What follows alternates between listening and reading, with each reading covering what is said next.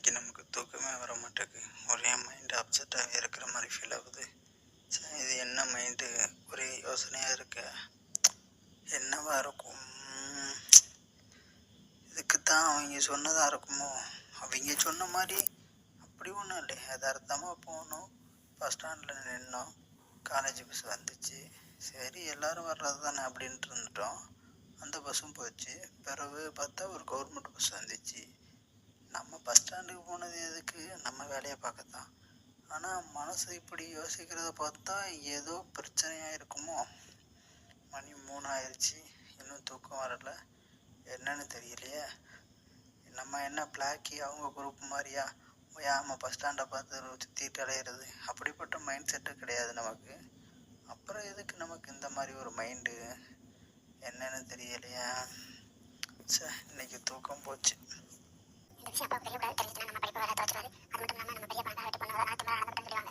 ஆனால் நம்மளோட வேலையை நம்ம முக்கியமாக பார்க்கணும். எதுக்கு இப்படி தேவையான பிரச்சனை நமக்கு வரதுன்னு தெரியல. ஆனால் இந்த பிரச்சனைக்கு நம்மளோட தீர்வு கட்டியாகணும். இனி நம்ம கொஞ்சம் சுதாச்சு நடக்கணும். ஏன்னா இனிமேல் நம்ம பசங்க வரும்போது அந்த பையன் இருந்தால் தெரிஞ்சுச்சுன்னா நம்ம தான் கொஞ்சம் ஒதுங்கிடணும். இப்படி பார்த்தா அப்பாவோட கையாக யாராச்சும் பார்த்துட்டாங்கன்னா என்ன ஆகும்? அன்னைக்கு நம்ம அவர் நம்ம விட்டுட்டு போயிட்டாரு. அதுக்கப்புறம் இந்த நிகழ்வு நடந்துச்சு.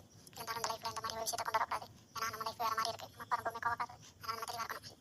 அதுக்கு என்ன பண்ணலாம்? நம்ம பசங்க வேற ரோட்டில் பஸ் ஏறி போயிடுவோமா?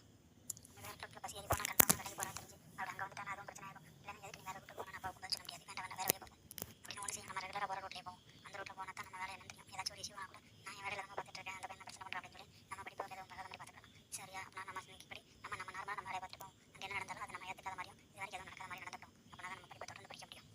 இதுவும் பிரச்சனையா? எதனால என்று சொல்ல நான் பார்த்துக்கிட்டேன். இப்படி அமைதியாக இருந்தால் ஒன்றும் நடக்க போகிறதில்ல. ஏதோ நீ டல்லாக இருக்கேன், என்ன பிரச்சனைன்னு சொல்லு. நான் வேணா அப்பாட்ட சொல்லவா என்ன பிரச்சனை பார்த்து சொல்கிறதுக்கு? இவட்ட எதுவுமே சொல்லக்கூடாது. இவன் நம்மகிட்ட போட்டு வாங்க தான் நம்ம தெரிஞ்சு போச்சு. இவளுக்கு தெரியாத விஷயமா? அதெல்லாம் ஒன்றுமே இல்லை. நீ நினைக்கிற மாதிரி இல்லை. நல்லா இருக்கேன், கொஞ்சம் ட்ராவல் பண்ணுறதுனால டயர்டாக இல்லை. அதான் வந்து உட்காந்துருக்கேன். சரி, நீ எதுவும் சாப்பிடுறியா? டீ வேணும் சொல்லட்டா? நம்ம ஒன்று நினச்சது சென்றிருக்காது போல இருக்கு. இவங்களுக்குள்ள எதையும் ஒன்று மறைச்சிருக்கா. எப்படியாச்சும் போட்டு வாங்கினா தான் இன்றைக்கி நம்ம கூட போடும். அடுத்த ஐடியா போட்டு பார்ப்போம். அதெல்லாம் ஒன்றுமே வேண்டாம், நீ சொன்னதே போதும். நீ தான் ஏதோ மனசு உள்ள வச்சிருக்கிற மாதிரி இருக்கு. சரி, சொல்ல விருப்பம் இல்லைன்னா விட்டு. நான் ஒன்றும் கேட்கல. நான் கேட்கணுங்கிறது கடமைக்காண்டி தான் கேட்குறேன். ஒரு நாளைக்கு நான் கேட்கலங்கிற மைண்ட் செட் வந்துவிடாது உனக்கு. அதுக்காண்டி தான் கேட்டேன், வேற ஒன்றும் இல்லை. உன்னை பற்றி எனக்கு தெரியாது. நீ எப்போ இப்படி பேசுவேன்னு உன்னை பற்றி எனக்கு தெரியும். நீ என்ன கடமைக்கு கேட்கியா? என்னடா நடக்குதுன்னு விசாரிச்சுட்டு போய் என் வீட்லையும் சரி ஊர்லையும் சரி எனக்கு எவ்வளோ விட்டுறதுக்கு நீ சுற்றிட்டு உன்னோட பற்றி உன்னை விளக்க முடியாமல் சேர்க்க முடியாமல் நான் பண்ணுறப்ப எனக்கு தான் தெரியும். அதனால் நீ நினைக்கிறது ஒன்றுமே லேட் ஆகிடும். உன்ட்ட சொல்லாமே இருக்கப்போ எனக்கு எந்த ஒரு பிரச்சனை முதல்ல கேட்குறேன். நீ தானே எனக்கு ஒரு பிரச்சனைனா அதை பற்றி கேட்டு அதை சரி பண்ணி என்னோட சந்தோஷத்தை தரதுல நீ பெரிய சந்தோஷம் அடைவா. அப்படி இருக்கும்போது உங்ககிட்ட ஒரு விஷயத்தை சொல்லாமல் இருப்பா. நீ என்ன போய் தப்பாக நினைக்காத. அப்பெல்லாம் ஒன்றுமே இல்லை. சும்மா சாதாரண டைம்னஸ் தான், வேற ஒன்றும் இல்லை. சே, விவரமாக தான் இருக்கா. இவள்கிட்ட எப்படியாச்சும் கேட்டலாம் பார்த்தா நடக்காது போல இருக்கு. ஆனால் நம்ம எப்படி விட்டாலே இப்படி போட்டு வாங்க முடியும். என்கிட்ட நீ எதையுமே மறைக்க மாட்டேன்னு சொல்லிட்டு ஆனால் எதையும் மறைக்கங்கிறது எனக்கு தெரியாது. நினைச்சிட்டியா? இன்னைக்கு நடந்த நிகழ்வை பற்றி தான் நீ யோசிக்கிறேன் எனக்கு தெரியும். ஒழுங்காக சொல்கிறியா இல்லை நான் எதுவும் அப்பாட்ட போய் சொல்லட்டுமா? என்ன செஞ்சாலும் நம்மளை போட்டு வந்ததில் குறியா இருக்கு. இவளுக்கு எப்படியாச்சும் வெளியே அனுப்பணும்னா நம்ம தாத்தா வந்தால் மட்டும் தான் முடியும். ஏன்னா தாத்தா வந்தால் மட்டும்தான் இவன் ஒழுங்காக போவான். ஏன்னா தாத்தா கேட்குற கேள்வி வேலை பார்த்து சொல்லி அப்பெல்லாம் ஒன்றும் இல்லை. நீ எதுக்கு அப்படி சொல்ல? நான் போய் தாத்தா சொல்லுவேன். தாத்தா வந்தவொடனே எல்லாமே சரியாக போகும். போதாதான் தாத்தா தான் நம்ம மாசு விட்டு பேசுவேன்.